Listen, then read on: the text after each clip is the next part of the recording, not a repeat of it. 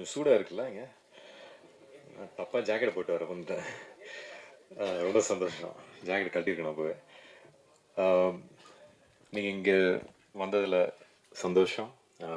நாங்கள் இங்கே ஒரு குடும்பமாக ஒரு குடும்ப படத்தை எடுத்துகிட்டு வந்திருக்கோம் உங்களுக்காக.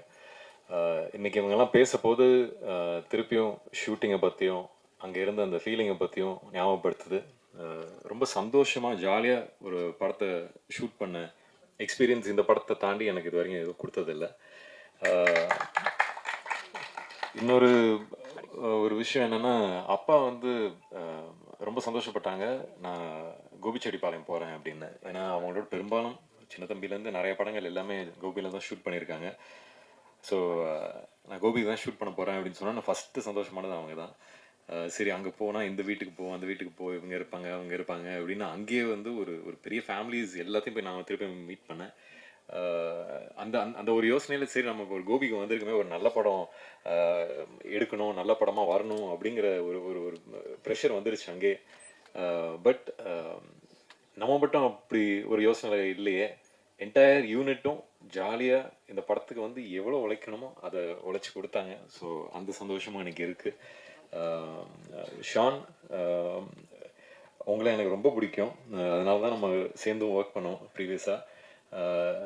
இந்த இந்த இந்த படத்துக்கு வந்து எப்போவுமே மியூசிக்ங்கிறது ஒரு பெரிய லைஃப்.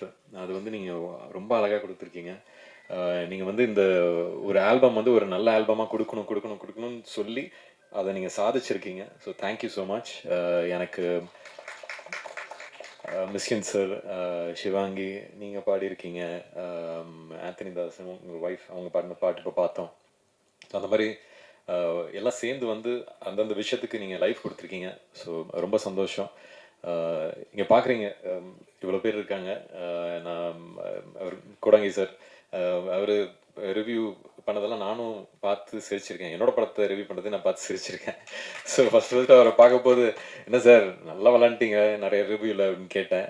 பட் திருப்பியும் நம்ம ஒரு ஒரு ஒரு பர்சனல் லெவலில் ஒருத்தரை பழகி அவங்கள வந்து அவங்கள பற்றி கற்றுக்கிற இடம் அங்கே இருந்துச்சு. ஸோ அந்த மாதிரி அவர் மட்டும் இல்லை, முருகானந்தம் சார், எனக்கு தாசன் எல்லாம் வந்து பொதுவாக நாங்கள் அடிச்சுக்கிட்டு ரத்தம் ஊற்றிக்கிட்டு இருக்கோம்.